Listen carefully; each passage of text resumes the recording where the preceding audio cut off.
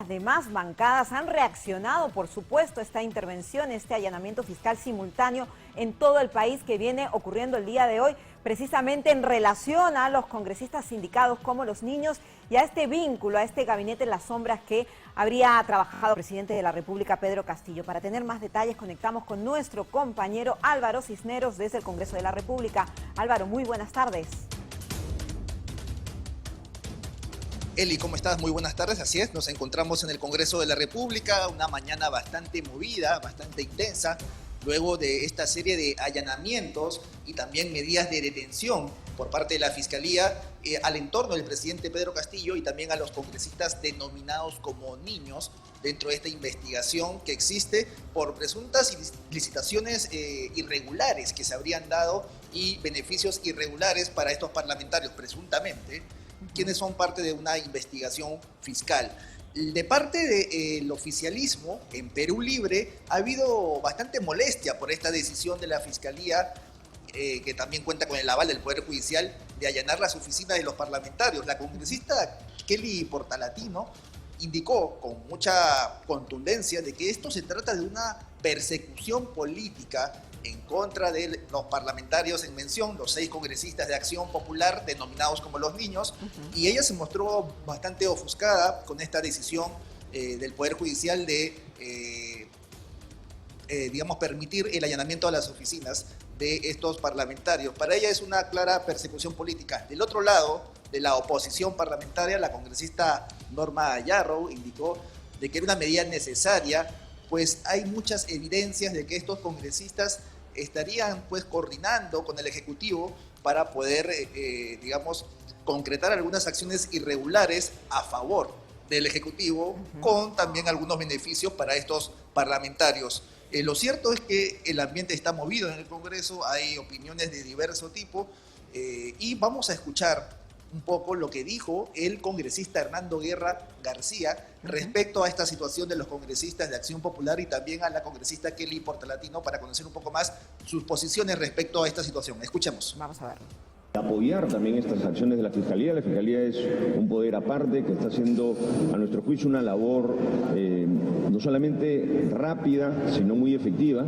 Vamos a ver, vamos a estar atentos a ver qué resultados se encuentran de los allanamientos en las oficinas de los congresistas y también de lo que se llamó el gabinete en la sombra. Yo siempre soy de la opinión de que uno es inocente hasta que no se demuestre lo contrario. Sin embargo, los indicios preocupan no solamente a la Fiscalía, sino a la ciudadanía y esperemos poder tener resultados rápidos para ver luego el Congreso qué medidas tomará al respecto. Y quieren utilizar estos allanamientos para generar, ¿no? y sacar algunos elementos para que pueda fortalecer la acusación ante el presidente de la República. Nosotros no nos sorprende nada. ¿Por qué? Porque hemos sido objetivos y que estaría infringiendo la misma Constitución. Álvaro, y cabe precisar que 2 de los congresistas sindicados como los niños por Carolyn López, Ilis López y también Elvis Vergara han indicado que esto se trataría de un show mediático. Y lo más sorprendente es que Elvis Vergara no descarta pedir asilo político en otro país en caso de que se pida una medida de prisión preliminar en su contra. Me imagino que desde Acción Popular también se han referido al tema. Bueno, en Acción Popular no ha habido presencia de parlamentarios hoy aquí en el Congreso. No hemos encontrado algunos parlamentarios de esta bancada, pero lo que sí hay es una redacción por parte de la Comisión de Fiscalización. El presidente de este grupo de trabajo, el congresista Héctor Ventura de Fuerza Popular, ha solicitado a la Superintendencia de Migraciones que se genere una alerta respecto a la situación de estos congresistas investigados, estos 6 parlamentarios de Acción Popular, y Migraciones ya ha atendido el pedido de la Comisión de Fiscalización, aunque no existe pues una orden de impedimento de salida del país para estos parlamentarios. Eso es algo que hay que también señalar. Entonces vamos a escuchar a continuación lo que mencionó el congresista Héctor Ventura, presidente de la Comisión de Fiscalización, respecto a la alerta que se ha solicitado a Migraciones respecto a estos congresistas. Escuchemos. nosotros hemos mencionado de que sería, y también es la tesis del Ministerio Público, de que el presidente Castillo sería el cabecilla de esta organización criminal, también el señor Sánchez, el dueño de la casa de Zarratea, y la propia esposa del presidente de la República, que se encargaba de coordinar justamente con estos ministerios de Vivienda y del Ministerio de Transportes. Que el presidente busca victimizarse de estas diligencias realizadas en el Ministerio Público y de las sesiones que estamos realizando en la Comisión de Fiscalización.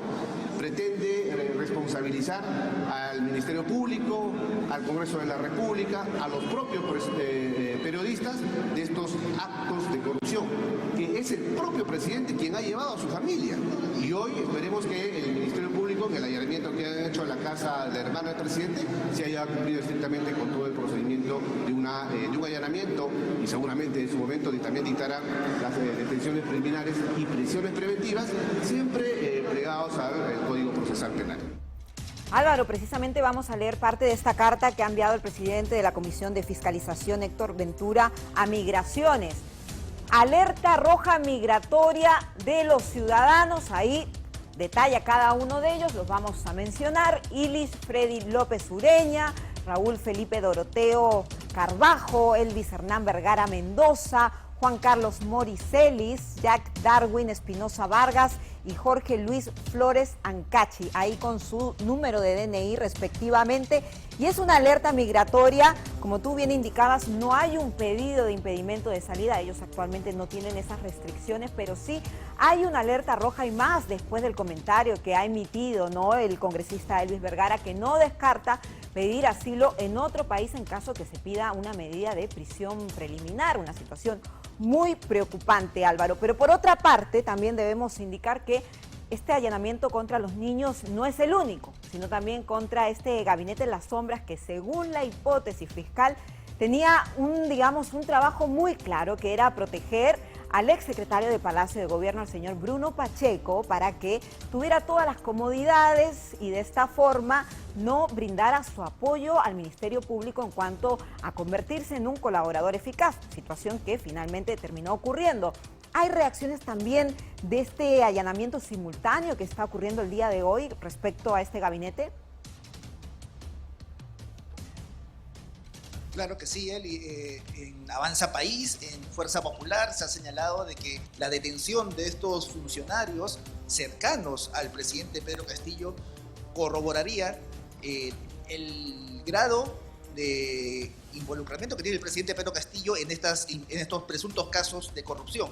Es decir, como es el entorno más cercano del jefe de Estado, con esto se corrobora de que el mandatario Pedro Castillo pudo haber estado implicado en actos irregulares, porque recordemos que también se ha solicitado la detención y ya se detuvo al señor Salatiel Marrufo, por ejemplo, jefe del gabinete de asesores del Ministerio de Vivienda en la gestión de Jainer Alvarado, exministro censurado, que también está siendo investigado por ser presuntamente el lugarteniente de una organización criminal.